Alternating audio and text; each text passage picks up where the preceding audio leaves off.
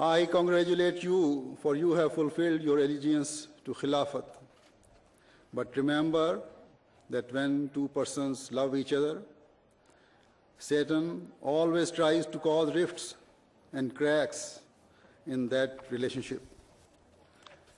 This relationship of love only be safeguarded by continuing to seek the help of Allah.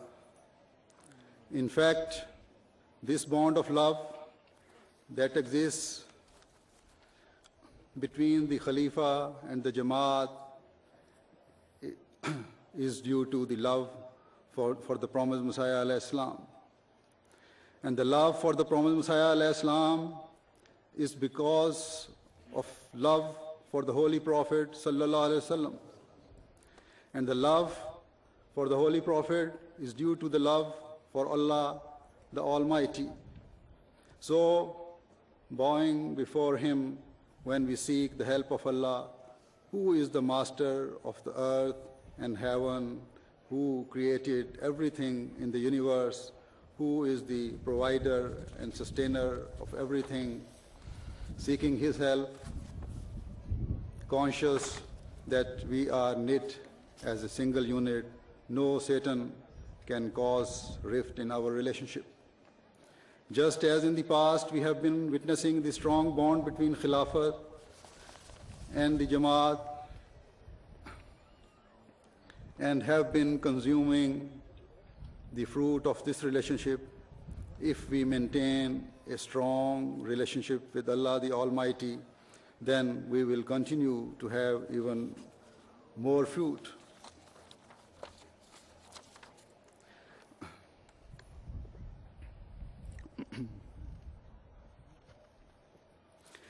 The new site where this Jalsa is being held today is a new stage to which Allah has conveyed us because of our becoming His humble servants and remaining steadfast in loyalty and sincerity.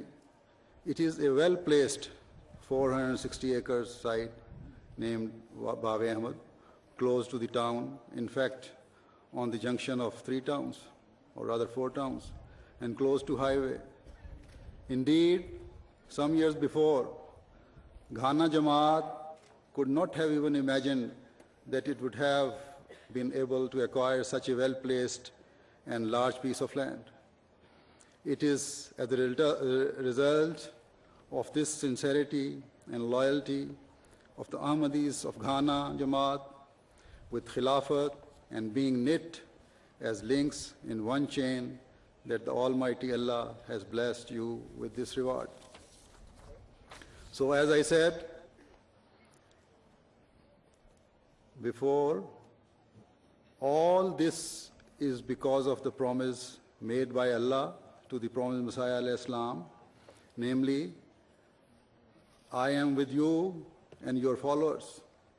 As long as each one of us maintain this bond with sincerity, loyalty, and fidelity, we will continue to witness these scenes of progress of the Jamaat. Let no one permit this relationship to fade away. I have great expectations from Ghana, and it is always my prayer that may you always march forward. Perhaps these expectations are due to the fact that I spent a part of my life here. When I was here, I did not for a moment think that I would return permanently to Pakistan.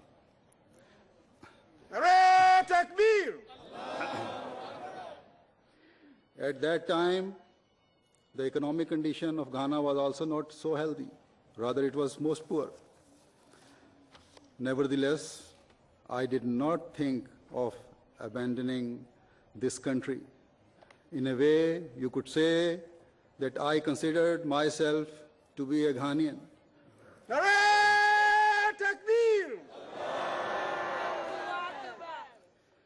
Where you were, there I was. I tried to be a part of Ghana's progress. So as I said, I have great expectations from you, because the closer the relations are with someone, the higher is the standard of one's expectations. Even though, due to the office I hold now, my relation with each Ahmadi and each country is and should be equal. All are my loved ones. Whoever excels in virtues makes me happy. It is my prayer and burning desire that each Jamaat should excel other Jamaat in their devotion and loyalty, in their relationship with Allah and in their sacrifices. As a sign of this loyalty, we can see this loyalty and devotion. Today we can see that almost 300 Khudam have come all the way from Burkina Faso on bicycles just to be a part of this auspicious occasion, and so as to benefit from the Khilafat celebrations. This shows the high regard and esteem you hold for Khilafat, or every Ahmadi hold for the Khilafat. Then how is it possible that I do not reciprocate with the same feeling? Therefore, Ahmadis who have come from neighboring countries should not be disappointed or duly anxious that I have become totally Ghanaian. I make every effort and I pray that I should be everyone's and should pray for everyone. The bond between Khilafat and Jamaat is such that each sincere Ahmadi is the Khalifa's beloved. But before I became Khalifa, if there was any reference to Africa, I always praised the people of Ghana. You could say that I acted as representative and ambassador of Ghana. I always say that I have never had a bad experience with any Ghanaian in general, and never ever with a Ghanaian Ahmadi in particular. I always found them to be gentle and loyal. So today, if I praise Ghanaian Ahmadis, it is their right to merit this praise.